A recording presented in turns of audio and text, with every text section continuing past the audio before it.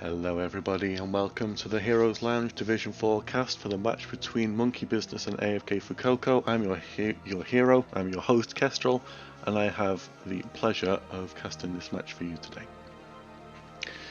The two teams are currently sat in draft.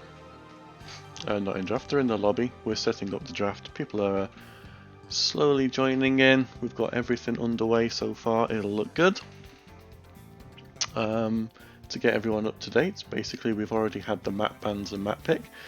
The blue team Monkey Business opted to ban out Battlefield of Eternity and Towers of Doom, and the red team AFK for Coco have opted to ban out Dragonshire and Sky Temple, and the map pick therefore went over to Monkey Business, who have taken us to Cursed Hollow. So the lobby seems to be full. I'm just writing everybody's names down so I can make sure that we give you the correct information when the match starts.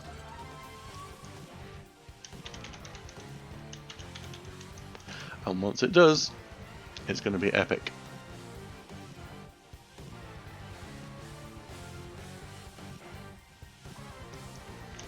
We're nearly there.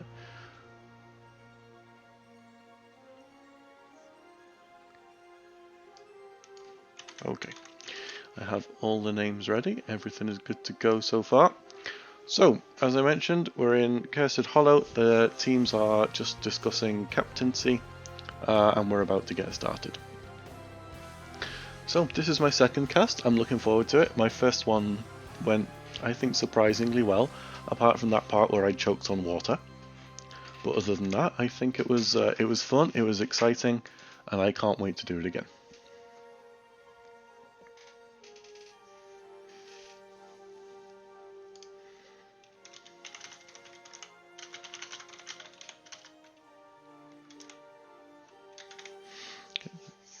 Just waiting for both teams to confirm that they're ready to go.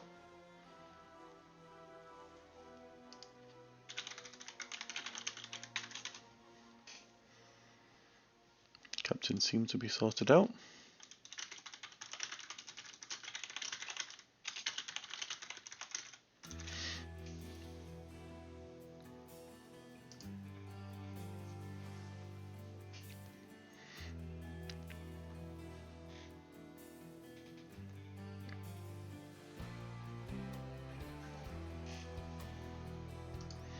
How good is this soundtrack, by the way?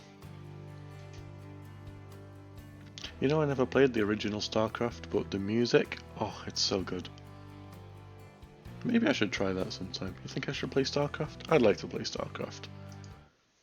But as it turns out, the match is beginning. So this is Cursed Hollow, draft has started. Let's switch the scene. Okay, so the red team, AFK for Coco, they have first pick since they, since the blue team got map pick. We're going to a macro heavy map. Both of these teams currently sat at 1-1 in the standings so far. They've won one match each, lost one match each. So this one will put someone ahead and the other team is going to stay right where they are. And the global ban, Dahaka, coming out first of all as the ban for AFK for Coco. It's a good ban. I think Dahaka, very strong at the moment, and on a macro heavy map like Cursed Hollow, so much brush everywhere for him to stalk to. It's going to be difficult to deal with a Dahaka, I think. So that's a good ban. And then the meta ban comes out from the side of Monkey Business, who are looking to get rid of the Rhaegar. Incredibly strong hero. I don't know what his win rate is like in Storm League at the moment, but it was something like 59%. It was stupidly high. I think anyone who picks Rhaegar at this point has got themselves a really good hero. So get rid of that. You don't have to deal with the totems. And then a rather strange Varian ban coming out on the side of AFK for Coco. Maybe that's something they know from scrims. Maybe they know there's a taunt Varian on the side of Monkey Business that they don't want to deal with, or perhaps they've got a strategy in store that taunt Varian can really shut them down on. So it's an interesting ban, but I'm not quite seeing it at the moment. I think maybe as the draft goes on, that will tell a bigger story. Brightwing being banned. That's another global, so we've got two big globals down, and the instant pickup of Johanna from Yimek there. Johanna is another incredibly powerful meta pick at the moment. Blaze for Singularity coming out there. Another popular pick actually as an offlaner. He's very good. As a tank you don't usually pick him too much, but where offlaning is concerned, Blaze is very, very powerful. His wave clear, his raw damage, it's exceptional actually. I think he's probably in the top 3 offlaners at the moment, and Fofi picking the Stukov. Another exceptional pick. And then Anduin coming out for Beanfish.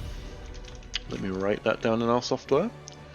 And Hanzo for Poppin' Fresh. I've seen a lot of Hanzo recently actually. I feel like every team is playing Hanzo. And he's a good pick. I think the Dragon's Arrow sets up engages so well, especially when you pair it with a Johanna on the team, who, if Yimek is going for Falling Sword, then you need something to engage with, because Falling Sword isn't that engage that you're looking for. So the Dragon's Arrow from Hanzo can really provide that if it lands. And off-lane ban on the Sonya coming out there. So the Blaze, yeah, does not want to deal with that Sonya. She's good. The leap on the backline can cause a lot of chaos, a lot of mayhem, really disrupt what's going on the enemy team. And they've said no to that. We don't want no Sonya on the enemy team. And AFK for Coco have decided to ban Chromie. We don't want no backline mages screwing up our team. It's a good ban actually.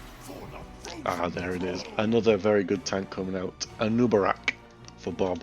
Didn't really even have to think for that. It was just like, ban, snap pick. We know we want that. I mean, what's the other options really? You have maybe a Garrosh, something like that. I feel like the tank pool is quite limited at the moment, so picking up Anub now, not bad. And Vala as the damage dealer for Karnov. Vala, incredibly squishy, but incredibly powerful. A real glass cannon feel to her. If you let her run riot, she will destroy. So you need something to shut her down. Can AFK for Coco come up with something to shut that Vala down? The blinds from Johanna is a good start, but Vala has other builds that she can go that don't necessarily impact the blind too much. And we go for the Leoric and the Tassadar. Interesting. I've seen a couple of Tassadars recently as well, and I think he is a good hero. He has a lot of damage if you can hit it. Oh, spicy. Kraxos coming out with the Lost Vikings right there. That is huge. Now, do you think the AFK for Coco saw that coming? Do you? Because if you have Leoric, Leoric can double soak. Even on a map as big as Cursed Hollow, it is possible for him to get that soak in there. So he will lose XP to the side of the Lost Vikings. However, he can claw it back a lot more than some other offlaners could. Right, let's switch to the in-game scene. Now, I'm a bit scared. I don't really know how to cast a Lost Vikings match. I think it could be hard for me. There's going to be a lot of T-Tors going on, but I'm going to do my best to give you all of the action that I can. Let's shift Z out, and let's get started. So, on the left-hand side, we have Monkey Business, and they are Singularity playing the Blaze, Karnaf 360 on the Vala, Bob on the Anubarak, Fofi on the Stukov, and Kratos playing the Lost Vikings with 2 in one lane and 1 in the mid lane. And on the right hand side we have AFK for Coco, that is Poppin' Fresh playing Hanzo, Yimek on the Johanna, Beanfish on the Anduin, John Brannan on the Leoric, and not a very good operating system, but Linux on the Tassadar. That is opinion, that is not fact. I just have bad experiences with the Linux operating system, that's all. Don't read too much into it. So, at the moment we have nice little, not really a skirmish going on. Both teams don't really want to give themselves any fights. They're just sort of looking to clear the wave, do a bit of annoying damage to each other, and move into different lanes. Tassadar up top is well, face tanking a Viking. Linux will just probably soak that XP. Maybe try and zone the Vikings away. We have a rotation down though, but that's a Leoric. He just presses Wraith Walk and he walks out of it, no problemo. In fact, I think Karnaf got the worst end of that deal. And then the rest of AFK for Coco rotates down. They want in on this. We've moved the random mid lane skirmish into the bot lane for some reason. Lurking Arm comes out just to zone the side of AFK for Coco away. But yeah, we're 1 minute in and nothing really too big has happened here, so nothing to worry about. Although it looks like Monkey Business do want to keep pushing this. And sensible, because they have a Viking in this lane soaking XP, they have 2 Vikings up here soaking that XP. This is what they do. The Beetles from Anubarak will tank those towers, and we will get a lot of damage in. Look at Vala just shredding them all. Yumet comes in and the jet propulsion misses, but she had unstoppable up anyway. Taps the fountain. Look at the Lurking Arm though. The Lurking Arm makes it impossible to just walk out.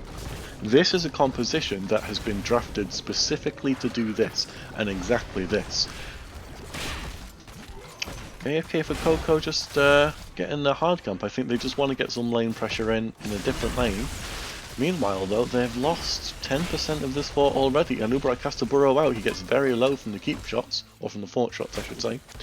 Vala doing okay on stacks. We've got 5 Q stacks so far. Blaze for 4 regen globe to get his new habits done. Hanzo looking at 7 stacks, and Johanna has gone for a heal build at level 1 rather than that double blind, which is smart versus a Vala who's gone Q build. I don't think the double blind does too much for you, to be honest, so I'm okay with picking this. What's it called? Laws of Hope. That's the one. That's a nice force wall just to stop the engage from Singularity coming in there. Tribute spawning in top lane, so the blue team take their siege camp, the hard camp rather, and then they just immediately come back bot. So it's time for some pressure in the mid lane from them. What do you think they'll do? Are they going to stay here and take this and defend the giants, or are they going to rotate up and take the tribute? Vala decides she needs to back. There's a rotation up from both teams, so it looks like we're just going to have a standard fight over the tribute. You can see a Viking already covering in the bot lane. Eric will be able to take out that siege camp no problem. Let's hide that as we've got a bit of a fight going on. Anubarak needs to burrow out. Silence comes down, but no real threat on Anubarak there. Once you got your E up, you can easily just come out of there. Blaggers walks in. Singularity getting chunked a bit low by this Leoric. Has to pop the D. The Pyromania, just 40 armor. A bit safer there. That doesn't stop any damage from the Leoric W though. Oh, the fight's coming in. Vala just runs in and absolutely shreds Poppin' Fresh. The Hungering Arrow nearly killing him, but not quite. Bob is stuck between a force wall. Tassadar is doing deep damage on him. Kraxos comes in with Eric to do some damage. Leoric's spooky Wraith walks in there. That might be a mistake. A lot of damage in John Brannon, and he goes down on that Bone King. That is a little bit tricky now for them, but Leoric will come back soon. He's actually rotating down to mid lane to soak the XP and stop the... Oh, Karnaf just goes in. The force wall is blocking him from getting back out though. Poppin' Fresh goes down on the Hanzo. Karnaf escapes with under 100 HP. Linux just popping that damage. He's also quite low on the Tassadar. The Viking trying to pick up that, but Anduin is there with the Divine Star interrupt. A lot of damage going on. Oh, the Sensia. Not Sensia, that's the level 20. Whatever Anduin's route is called, just stopping Karnaf in his tracks. The force wall comes out. Karnaf is very low. Tassadar, can he get the shock ray in? No, it's sidestepped by Karnaf, and he gets pinged as well for it. I don't know whether that's a good ping or a bad ping from a friend or a foe, but there's a ping. And Kraxos manages to pick up the tribute. The shield glare from Johanna just milliseconds too late, just a fraction too late. And that is the first tribute over to the side of Monkey Business. So, teams now going to pick up some camps. Oh, there's a kill on Olaf. I guess that was in the top lane while I was looking up Twitch chat. Hello Twitch chat, how are you doing today? Hope everyone's having a good day, having a great weekend.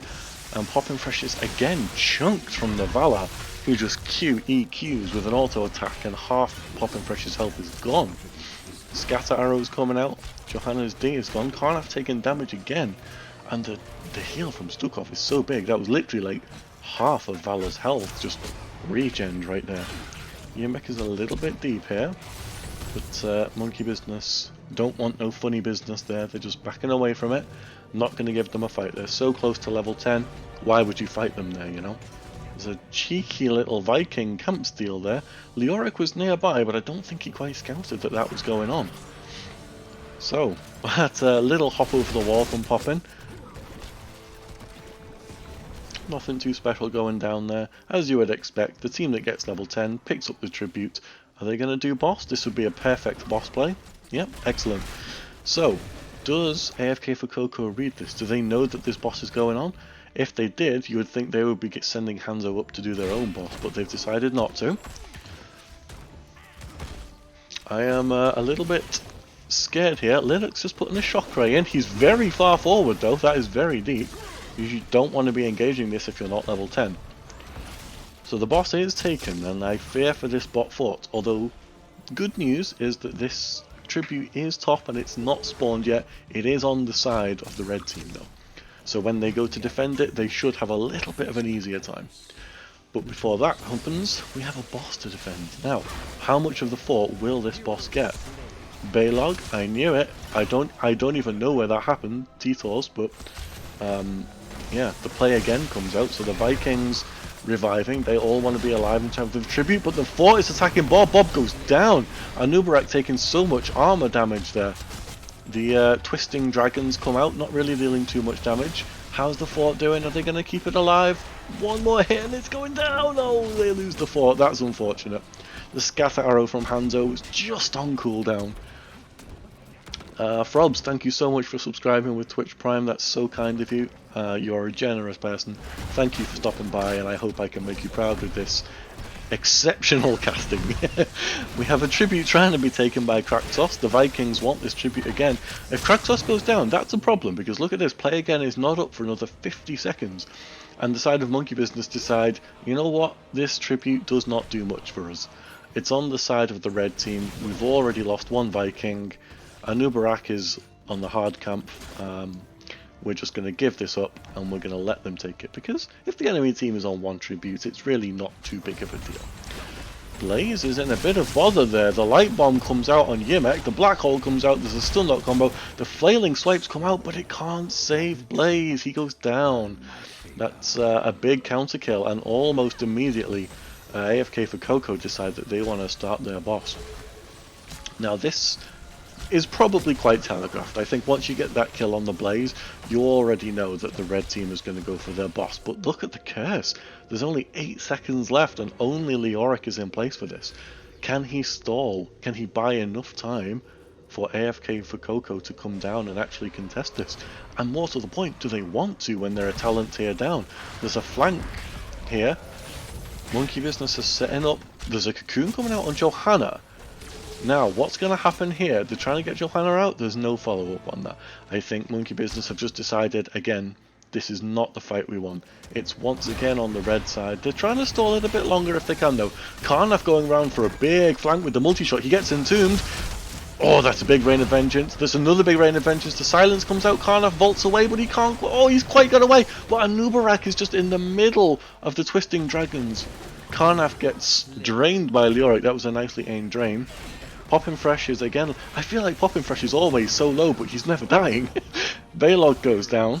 Although look at this, the Vikings. Eric is just pushing in bot lane. He's already got a tower, a wall, a gate. The whole thing is going down. And on the side of the red team there's a boss, but that gets the whole fort, but nothing more than just the fort. So, let's again, Titors. I should have expected that though, really. Eric was pushing so far up into this lane, he was always going to perish there. Let's have a look at the talent, shall we? We've got 15 stacks on the Laws of Hope for Joanna, 120 on Static Charge for the Tassadar. We've got 27 stacks of Puncturing Arrow for the Valor. Things seem to be as expected. I've just noticed this as well. We have Subdue for the Johanna, as Kraktos runs away with Big Fat Olaf, I should say. They take their hard camp. That's going to push down the lane, and this is in a very good position for Monkey Business. It's on their side of the map. However, there's no fort there anymore. Remember, that boss took it down. So the retreat point for Monkey Business is mid fort, which is quite a way away, but it's still on their side of the map. Bob gets taken down by a force wall. There's a light bomb coming out. John Brannon goes in. The flailing swipes knock him away. The twisting pretzels come in, but they go straight over the bunker. Blaze is fine inside there. Anduin comes out, the black hole takes down an Uberat. John Brannon's quite low, Blaze goes in with the jet propulsion, there's oil on the floor, the Rain Adventures comes out, John Brannon had less than 10 HP. Leoric walks out with less than 10 HP. That is phenomenal. I don't know how he managed that, that was disgusting. But Kraxos on the Viking, he's taken a lot of damage there. Olaf goes down. And it's looking good for the side of AFK for Coco here, with Anub down for 15 seconds and Olaf down. They do have to play again if they want it, but they've decided no. They're just going to defend the camp that was pushing through mid. Eric is down in bot lane doing Eric things against that camp. He's actually taking a lot of damage. And Yimek comes in with the big flank. This is a big flank. This fort is disabled. That's not going to help the blue team right now. And the amount of damage coming out onto Stukov, he goes down. It's I think it's bold to try and defend this fort when the whole of the team is there, but maybe they weren't showing on the map. Obviously, I've got everyone vision turned on, so I can't see what the vision is for the blue team there. Force wall stopping Bob and Karnaf going back in. The shock ray on Karnaf. The blessed shield comes out. The light bomb is there. The black hole comes in. Nothing though. The volt away from Karnaf is huge. Poppin Fresh goes in. He wants this kill. He really wants this kill. He's in a bit of danger though. They need to get that side wall down or Poppin is going to die. And it looks like he's going to get away. Just no, he walks back in. The Anduin pull comes out, and somehow Karnaf dies in the carnage of all of that fight. The curse lasting for another 10 seconds. Bot lane looks like it's getting pushed in, but I can't go down there yet. This mid keep is in so much danger. They have 4 seconds left to take this. There is a minion wave here. Singularity's trying his best to just get in the way and defend this. Leoric spooky walks in. The jet propulsion comes in. Oh, the entomb. Oh, but the W from John Brannon misses and the flailing swipes knock him away. A lot of stuff just happened there. That was a big engage, and it looks like we're going to lose half of top keep, half of mid keep, entire fort bot, entire fort mid. That was a huge curse for the side of AFK for Coco, and now they're being a bit cheeky. This is cheeky, I'm not going to lie. I think going for this boss on even talent tiers, even levels even, when all of them are alive, I think this is cheeky. The twisting dragons come out. Blaze is getting on the point with that unstoppable. The bunker's down. Beamfish is in there. Anduin is on the point. He's on half health though. Anub goes down. It's just chaos on the point. The red team, oh my god, it's almost there. The red team go down. The blue team, Eric is down. Not Eric, Olaf is down. It looks like Blaze is going down as well. Fofi's walking out. Poppin goes over the wall. The shock ray takes him down. And Valar is going to slink away into the mid lane. I think that was a cheeky call, and I honestly feel that could have gone either way. I think any team could have taken that boss, and more importantly, any team could have gotten the kills there. I think AFK for Coco are riding high right now on the victories that they've just had. Getting that curse, getting those little kills on the Vikings, it seems to be filling them with some kind of vigor. That they're just saying, you know what, we can take anything. This map is ours. We're going to take whatever we want, and if you want to try and stop us, you're going to have to come and do it. And now they're going to go for top boss, and I think this is a safe call. I don't think Monkey Business can really do anything about this. The Scatter's just going to take this down in no time. But there is good news for the side of Monkey Business. In fact, there's 2 pieces of good news for the side of Monkey Business. They still have all 3 keeps. They're all very low and they will go down in no time. However, they're all there, and that does mean that catapult pressure is less than it could be. And the second piece of good news is that they have 2 tributes. They're not going to contest this one, and they're probably not going to contest the next one because they won't be level 20. However, that does give us another possible 2 trib versus 2 trib fight, both teams at level 20. I have no idea where that kill happened, I'm not going to lie. I actually thought it was going to be this and I was going to pump down here, but well, let's pump down here anyway, because that Viking had no chance. That's oh no. And now Olaf is probably going to go down. Can they catch him? Yeah, they can. And all 3 Vikings are down with 60 seconds left on play again. That is a long wait time. If you're a Vikings player, you have nothing to do for 20 seconds, 30 seconds. It feels like an eternity. You can't help your team. The blue team just pushing out a little bit of top. They're taking all the XP they can get. The Siege Giants, if they can do it. They shouldn't go too far out though, but they do know that AFK for Coco are sat in the bot lane, so they can safely push up a little bit, and they're going to want to try and defend this keep, but I think when you've still got a full level to go, in this game you have to accept sacrifices sometimes, and I think bot keep might be one of those sacrifices that they have to make. There's a push coming in. The Siege Giants are throwing stones at beetles. They're not quite hitting the keep just yet, but they don't need to. Tassadar's there with the damage. The extra W on the floor from the shock ray. Oh, a blessed shield under the keep goes in. Johanna can't after black hole comes in. That is a massive stun. Oh, and Nubarak and Vala and Olaf go down from that combo. The black hole into the entomb, the blessed shield, the light bomb, like every heroic just went off there, apart from the pretzel dragons, but they weren't needed. There's a stun coming in, Fofi and Singularity doing what they can, knocking them away, but this core is going down one way or another, and that is GG, and game 1 goes over to the side of AFK for Coco.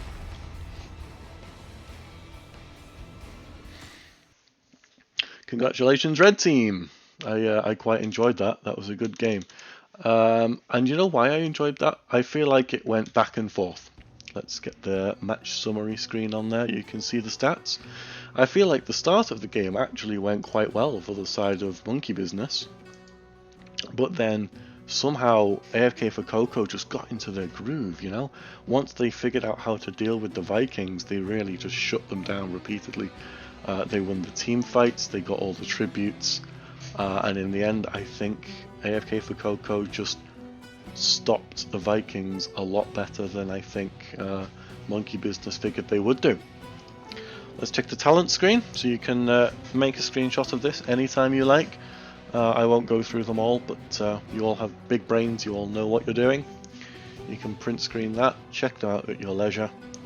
Look at the kill count though, 3 to 15.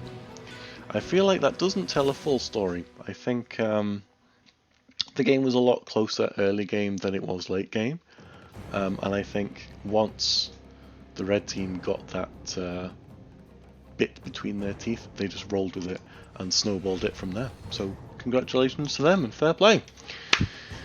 So let's get back to the map selection screen. And as you can see, we've updated it. AFK for Coco 1-0 up in the series with that win on Cursed Hollow.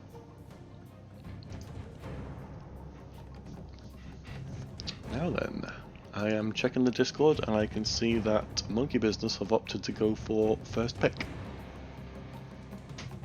which means map pick is going over to the side of AFK for Coco.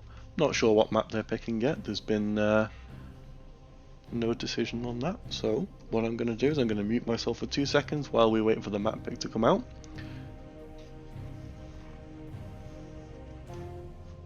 And take a drink.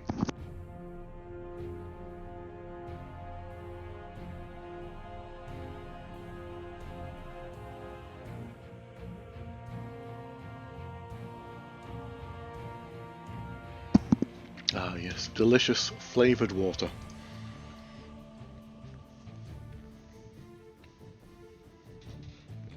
Not even just flavoured water, sparkling flavoured water.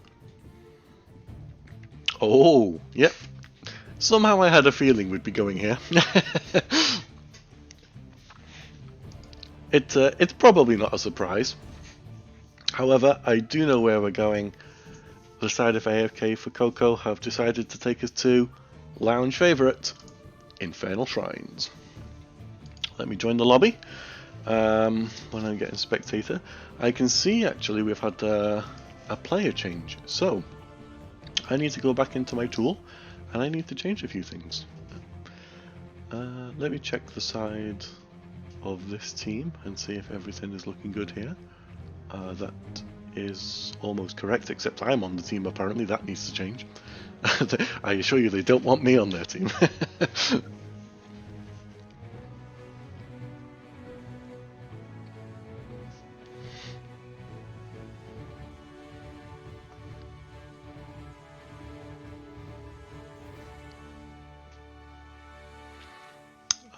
Interesting. Interesting.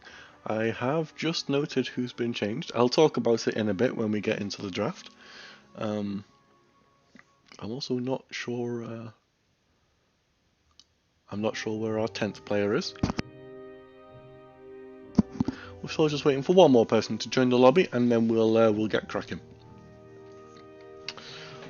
But yeah, that was quite big from the side of AFK for Coco. I think they had a little bit.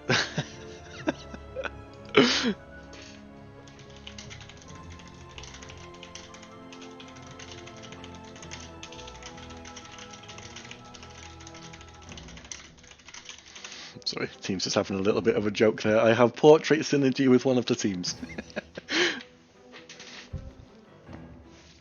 There we go. Our 10th player is in the lobby. Okay, so I need to change one name here. I've had confirmation that that is changing. There we go. So I've updated the teams.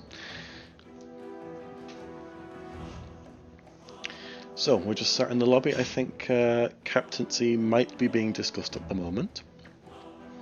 And once we're good to go, of course, I will let you go. Okay, captaincy is sorted. I'm sorted. Other team sorted. As soon as I know, we'll change the scene.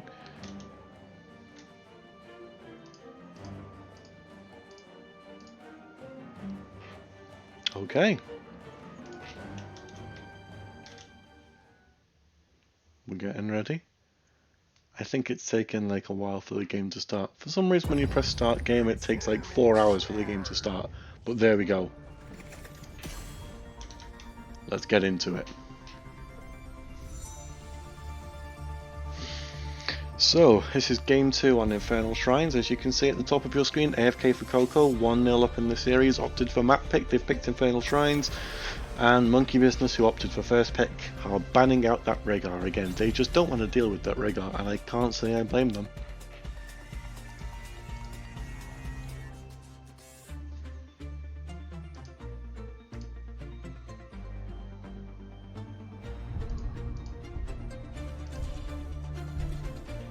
Let's see what we're going to get banned on the side of AFK for Coco. It's that variant again. There must be something they don't like about that variant. It shuts down their comp, or there is a very good variant player on the side of Monkey Business, but whatever that reason is, they're prioritizing banning that over something extremely meta. Stukov goes away this time, which means that Monkey Business are not planning on playing it this time, so they've got a different idea in mind for what they want to do now.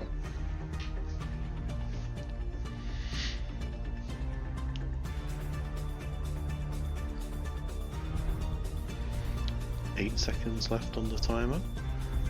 AFK for Coco thinking about their bans. There's a lot of method in what's going on here. They get rid of the Johanna. They don't want that being picked up. So, what are Monkey Business going to take? What is the top priority over here? For Infernal Shrines, there's quite a lot of power picks that you can take to battle over that shrine. Is that what they're thinking of? Are they thinking now? No, they go for Anduin on that forfeit. They don't want Beanfish playing that this time. Taking it away. Anduin is good, just the leap of faith, the raw throughput of the heals that Anduin can pull out is extremely powerful. And even the root, it's an exceptional tool. I think Anduin is just a very good healer all in all. And Fofi's decided, I'm taking that away. Yemek coming out with the Anubarak this time, and Lucio. Ooh. I love a Lucio player who knows how to play Lucio. It's one of the things, the rotation that you can do with Lucio, just the speed boost and the time it takes to get between lanes to complete those rotations quickly. If you have good wave clear and a Lucio on your team, you basically can't be out-rotated. Alright, let's see what's coming out. It's a Stitches Junkrat. That is a wonderful combo, and I am not going to lie, I like it. Stitches can hook someone in. If there's a trap there, you know, you can pick the silencing trap and it roots them and they can't do anything. Stitches for Bob, right. And then, of course, if you take Gorge, for instance, and you can gorge them anywhere, Junkrat can just put a trap down even after you've gorged. Stitches just puts them in the trap, and just raw damage will finish that target off. If you've got a strong auto attacker, like a Vala or a Greymane, or even a Lunara will do, you know? If you've got some focused single target damage alongside that Stitches Junkrat combination, a target is going to get absolutely destroyed, and that Anduin pick suddenly makes a lot more sense. Not showing the Stitches or the Junkrat in first pick, so it can't be taken away, but simultaneously taking the Anduin so that no one can pull a target out of that combo that Monkey Business are clearly trying to pull off. And they get rid of that Hanzo because they want none of Poppin's Hanzo anymore. Also, interesting to note, Alarak was banned from AFK for Coco, so there may be an Alarak player on the side of Monkey Business that in this game we're not going to get to see. If there's a game 3, who knows, but for now, unfortunately on Infernal Shrines there is going to be no Alarak and no Hanzo. So, Linux coming out with the Tychus and Chromie this time. They are two powerful picks if you're fighting around shrines, I think, because Chromie just peppering damage from so far away is always going to cause problems, and Odin is such a huge heroic cooldown to really nail your position as number 1 on that shrine. If you pop that, the enemy kind of doesn't want to fight into it unless they're so close to getting the shrine that it's worth it. In most cases that's not going to happen though. So random aggro coming out with the Dahaka. And that is a Kael'thas final pick as well. I think Kael'thas is good on the map, but it's not a pick you see too often actually. That said, the reason you don't see Kael'thas too often is because he has a lack of mobility and he can be easily dived and killed. But this team does not quite synergize with that. That's Leoric from John Brannan yet again. He did so well, is like he hit some fantastic entombs. His W's were mostly on point. There was a lot of good stuff there from that Leoric. John Brannan seems to know what he's doing with that. But yeah, this composition from AFK for Coco, it feels a touch disjointed. You know, you have the Anubarak who wants to sort of dive in and just destroy someone instantly, and Chromie is there from far away to drop the Sand Blasts and the Dragon's Breath to do that. But then you've also got the defensive Tychus and the sort of Lucio who can sort of weave in and out of there. I think there's a little bit of nuance to the comp, and quite frankly I don't think it's a bad comp. I think it's a good comp, but I think it's going to be difficult to execute in the way that they want to execute it. But given what we saw in game 1, I think it's absolutely possible that they can. Whereas on the side of Monkey Business, I think we just have a generic, very good, very standard comp, with the exception of the Kael'thas, but if that works out, that will be very, very powerful for them. So, let's go. On the side of the blue team, let's get those names again. The battle begins in... I would love to get those names again, but it ain't working. You know why it's not working? Because I'm in the wrong scene. So, let's get those names on screen. So, blue team, Monkey Business. We have Dahaka being played by Random Aggro. We have Vala being played by Karnaf360, Stitches being played by Bob, Anduin being played by Fofi, and Kraxos is on the Kael'thas. There's a hook onto a beetle as the names change over, and on the red side we have Poppin Fresh playing Chromie, Yemek on Anubarak, Beanfish on Lucio, Sean Brannan on that Leoric again, and Linux playing Tychus. Let's get some talents on screen. That's a big drag onto the Anubarak, but Yemek actually gets knocked back in by the Junkrat mine. He should have used his E a little bit earlier to get out there. I don't think he saw the Junkrat mine or didn't respect it, one of the two. But that is first blood going over to the side of Monkey Business, who are starting out strong yet again. Getting that kill on the Anubarak, and instantly in bot lane there's a rotation, the Lucio rotation just going down and killing Kael'thas. That's quite sad for him because now he's not going to get the globes from that wave that he was looking for. And we have a quick pause here. So, not sure what's going on, but I'm sure the teams will get that sorted. Why don't we have a quick look at talents? Let's put some tune skis back on while we do. We have Ah, okay, so we've got a Discord issue. No worries. So in terms of talents, we've got Blow 'em Up for Junkrat. We've got Tissue Regeneration, rather than the movement speed for Dahaka, that Brush Stalker. We've got Patchwork Creation from Stitches, pretty standard. Light Well from Anduin.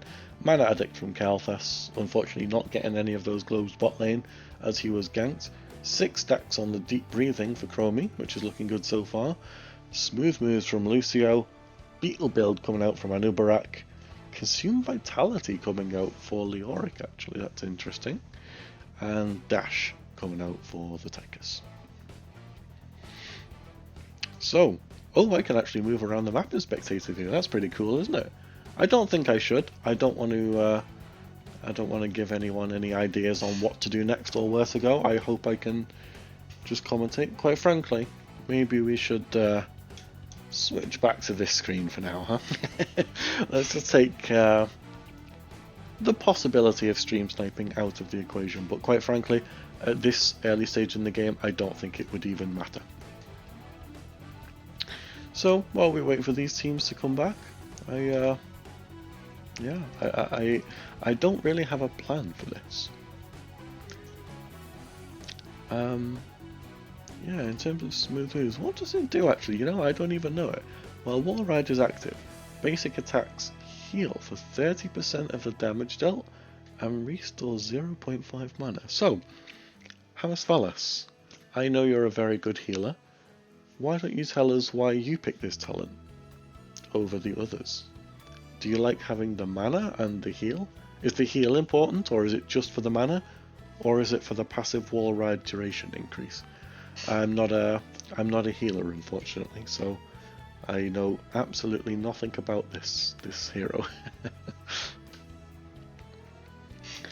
The big thing is the +1 second. So you basically mean when you if you're wall riding and then you come off the wall, it's sort of, I think it takes 2 seconds for your bonus to dissipate back to 0, right? So that extra 1 second duration when you come off the wall, it sort of lets you stay fast for longer. That's what I'm thinking, at least, anyway. That seems to be why you would take this talent. But that said, I don't know if that's better or worse, or whether it's just a flavour. It can absolutely just be a flavour of something that you want to do if you prefer to play Lucio that way. Right, so it looks like the teams are getting ready to go. So I am going to pause the tunes and we're going to get back into the game. So, nothing big has happened. It looks like AFK for Coco have decided just to do their camp. And the side of Monkey Business also opting to do their camp. AFK for Coco do it a lot quicker though, and then they get back into the lane and they start getting ahead on this rotation. And they may have decided actually that they're going to go in for this camp. They know Monkey Business haven't quite finished it yet. There's a big stun from Anubarak coming in, the Junkrat mine, but Anduin pulls him out, and Bob is getting a bit low there, but he stitches. His health pool is gigantinormous. He's not going to be in any trouble there. So, as we're back into the game, let's have a look at top lane. John Brannan and Random Aggro, both pretty low. Random Aggro's kind of hovering around thinking, should I go? Should I look for a lick? Do I just want to proxy the wave? How do I want to handle this? Not sure if he has any essence or not, but the Hawk has gone in there. And John Brannan, oh, this is a big rotation up. Yeah, I saw this coming on the minimap. The Anubarak stun comes in, and the Primal Zerg, I believe it is. I don't know. He's a Primal Zerg, right? I never played StarCraft, as I said, but I think the Hawk is a Primal Zerg, and he goes down one way or another. That is the point I'm trying to hit home with.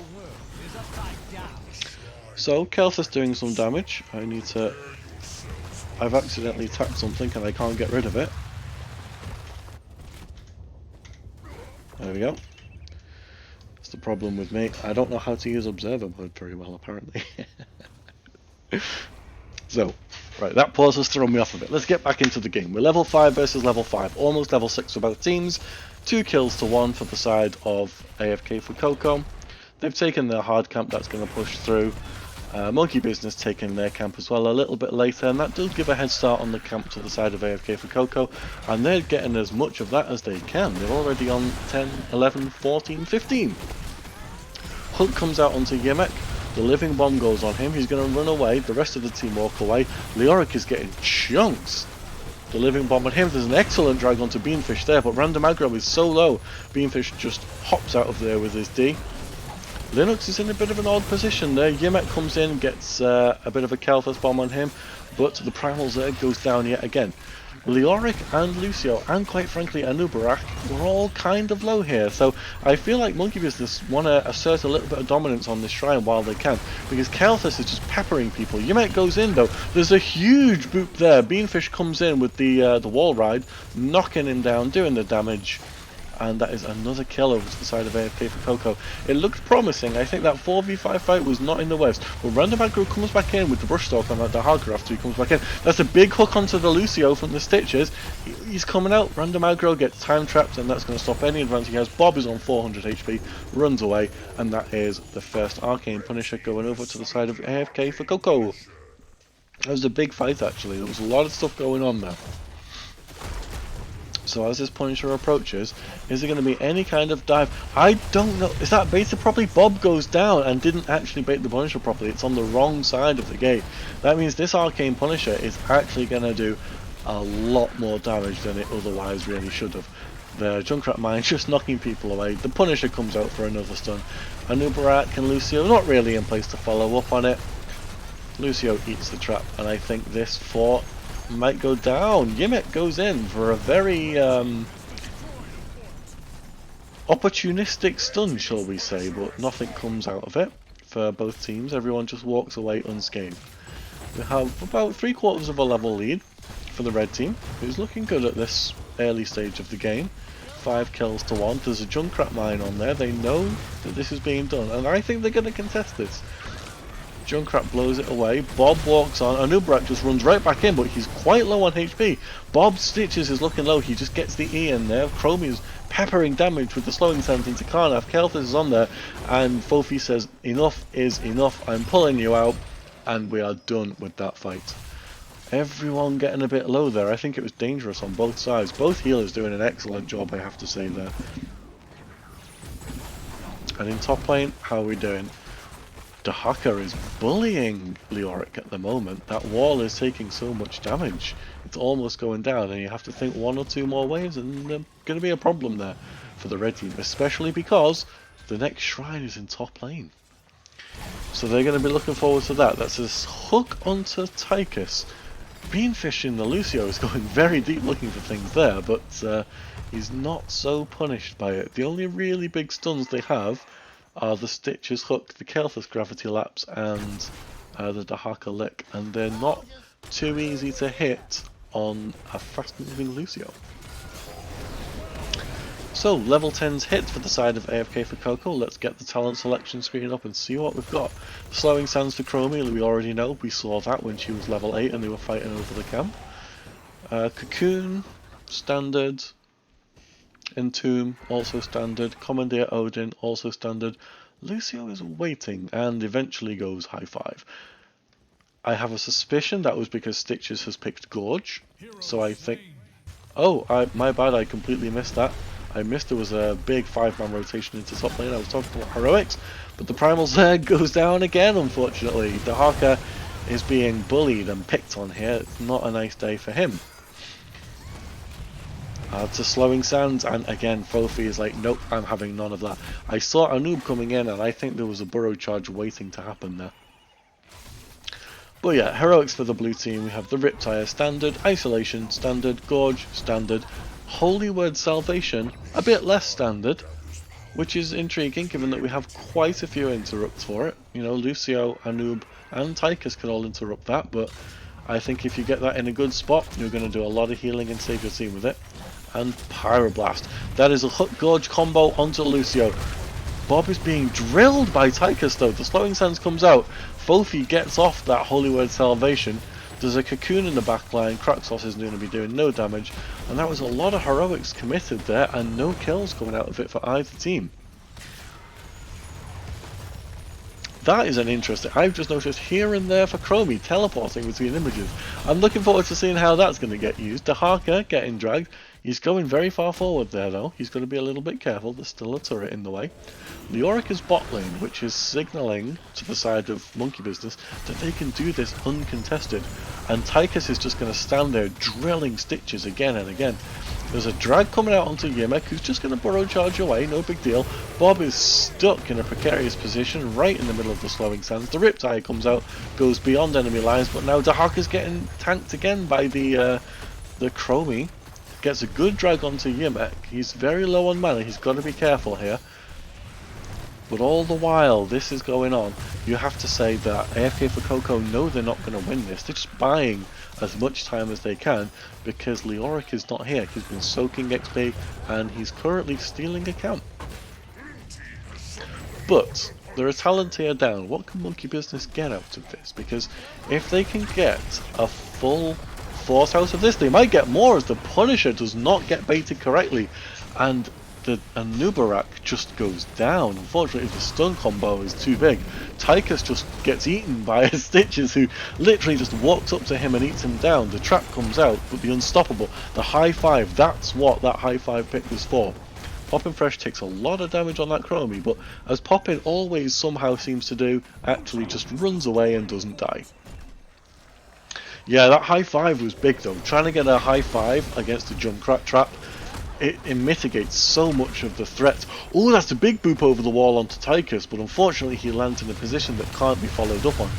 And the full keep wall here is going down for Monkey Business. That's a big hook onto the Lucio, and the cocoon comes out just to stop any kind of funny business coming out from Monkey Business. Now that, I'm not going to lie, I think that push was excellent.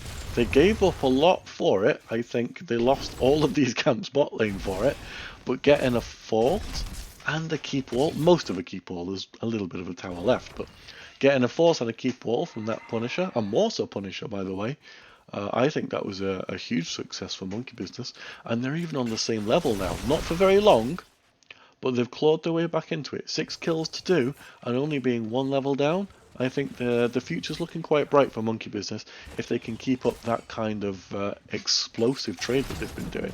The trap, the drag, the Junkrat mine, the Stitches hook onto Tychus. Yimek needs to get out there, he's so low.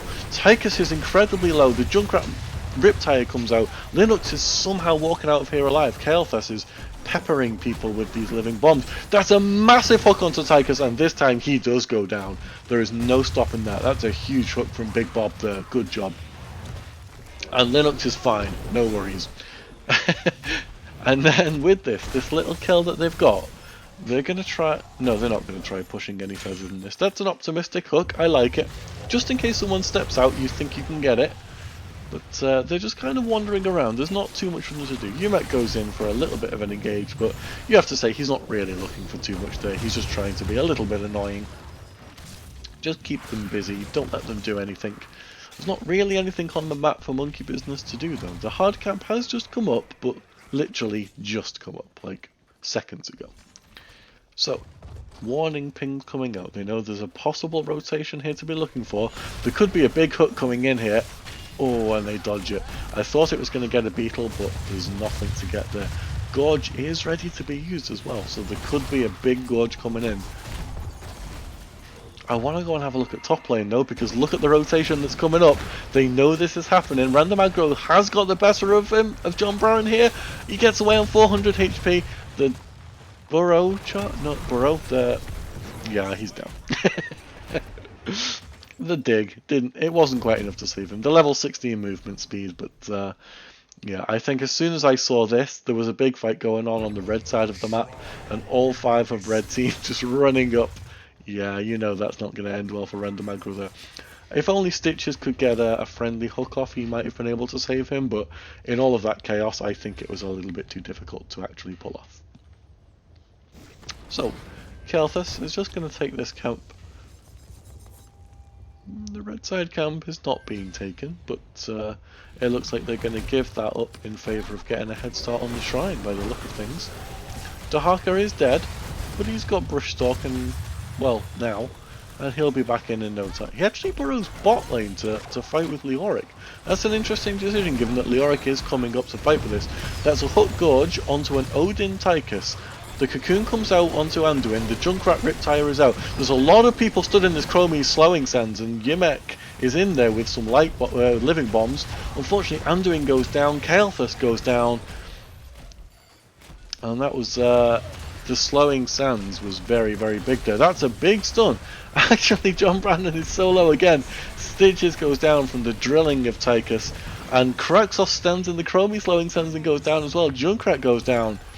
And what started out as a relatively close fight with a gorge onto the Tychus, all of a sudden just gets turned around with an N2 and a slowing stance from Chromie in a choke point that the blue team just can't get out of.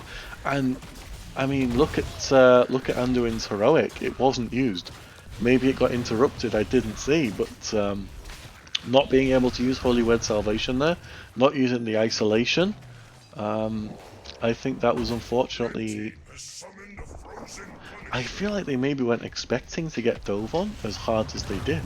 Once the Stitches Gorge came out, I think a lot of stuff was committed to try and kill the Tychus, but they just couldn't do it. And then all of a sudden the fight just turned around. Like I said, that slowing sands was just horribly detrimental to the blue team. And this Punisher's marching towards midkeep. A hook does come out, but the Punisher interrupts it. A Junkrat Mine knocks Yimek over. Yimek's taking keep damage here. He's being focused. Dahaka goes in. He's looking for the drag, I think. No, the isolation. Oh, the Riptire may have ruined that isolation, unfortunately. And Dahaka gets cocooned in the backline. The red team, they're thinking about ending, but they're also just looking at this Dahaka. That's a huge Entomb, and the pull just cannot save Kael'thas there, unfortunately. Punisher jumping onto Bob and Kraxos, both of them taking a bit of damage there from that.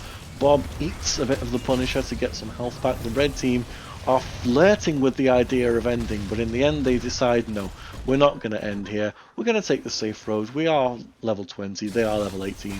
But even with that 20 advantage, we don't think it's worth pushing our luck and wiping there and giving an entire level of XP over to the blue team. So Leoric's going to do this camp, and instead, AFK for Coco are just going to siege into bot lane.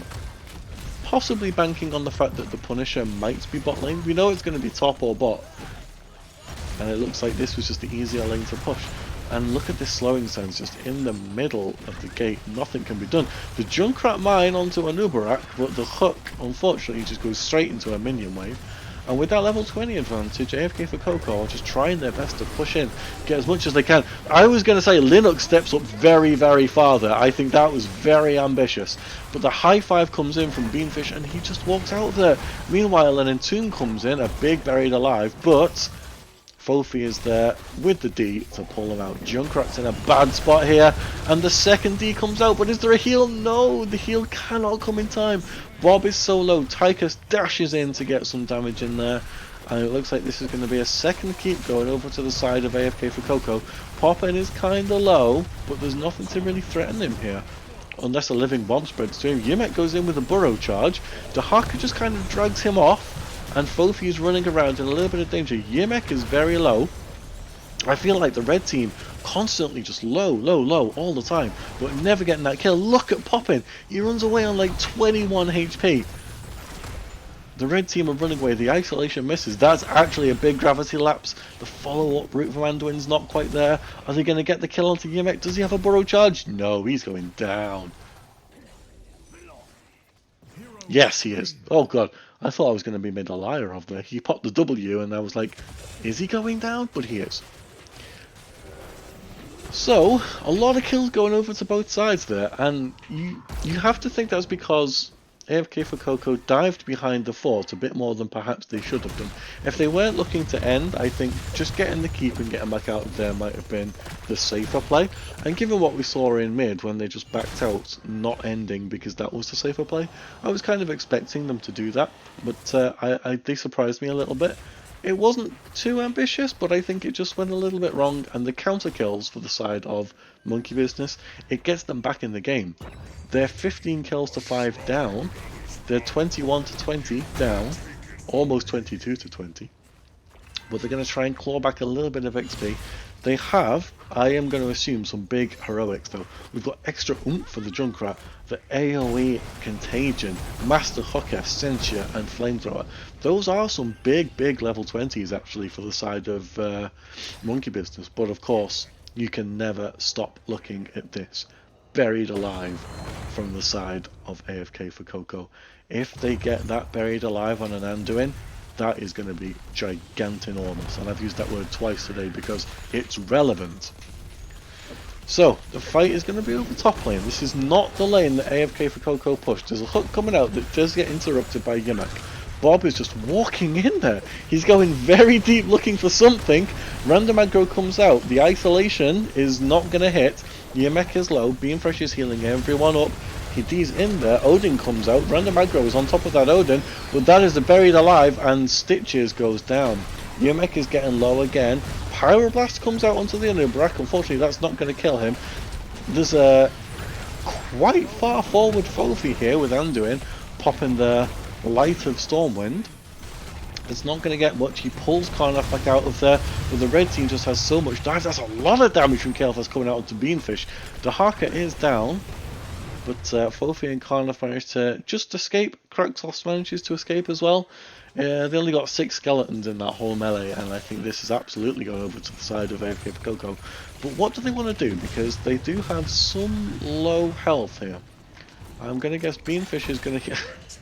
I love the Junkrat traps.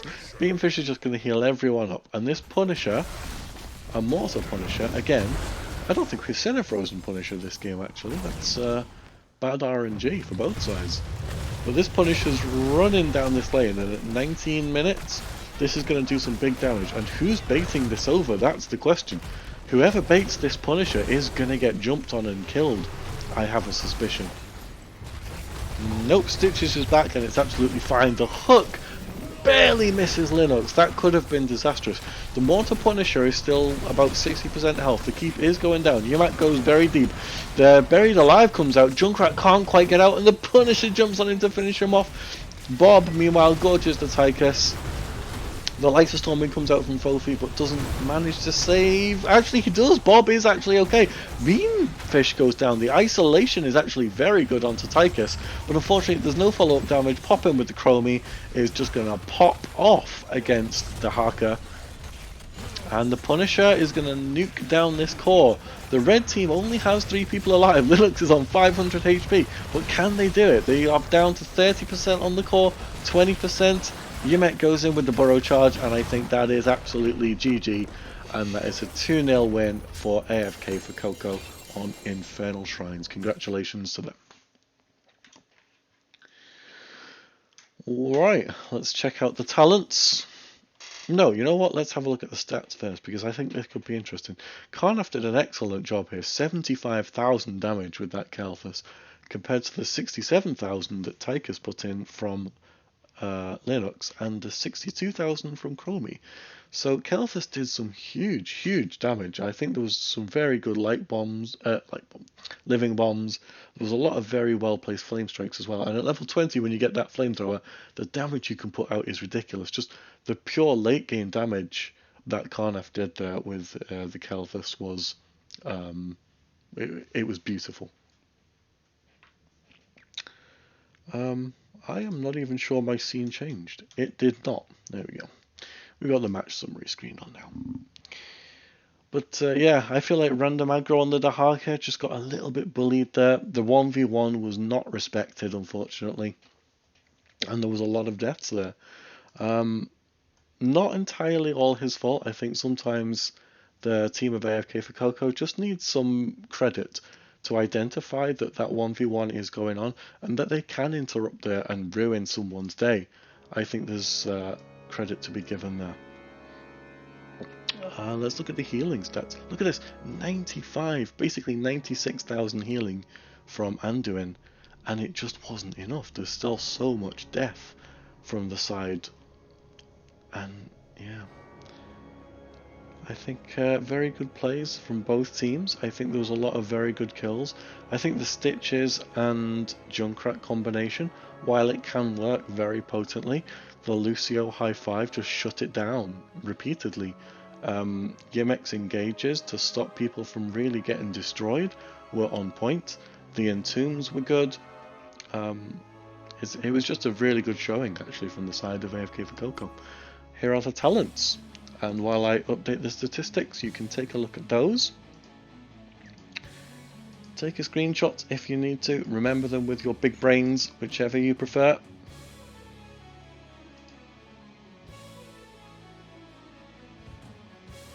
Oh yeah, someone's just mentioned Cryptweave.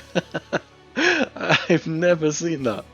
I don't know if I've ever seen anyone pick that. I don't know really what the reason is. Yimek, if you're here, can you tell me what that's for? I've never seen it. Like, I'm sure it's got a good purpose. I just, unfortunately, tiny brain, I don't know what it is. But yeah, that was a lovely game. I enjoyed that. Congratulations again to AFK for Coco for making it 2 wins now in Division 4 for them. Let's head back to the map selection screen, and as you can see, we've updated that. Map 1, Cursed Hollow, picked by Monkey Business but won by AFK for Coco versus that Vikings composition that came out. And map number 2, Infernal Shrines, where Monkey Business opted for first pick, was also won by AFK for Coco. It's a 2-0 series, and it was very enjoyable. GG's to both teams, and thank you so much for letting me cast. I had a great time. I hope everyone in chat had a great time. Oh, here we go. Oh, Yimek is actually here. Hey Yimek, congratulations on your win, and thanks for stopping by. And your reasoning for Cryptweave is to keep Dahaka off the backline as long as possible. I see, so you identified Dahaka as a threat. I'm guessing especially with the AoE isolation, the contagion that he has at level 20. If he manages to get that off on your entire backline can't do anything about the Stitches Junkrat combo. It's actually it's a good call.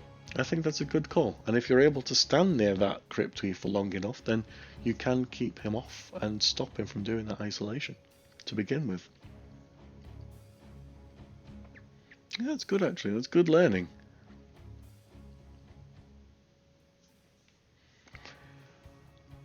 But yeah, let me just say a quick GG's to everyone in the Discord.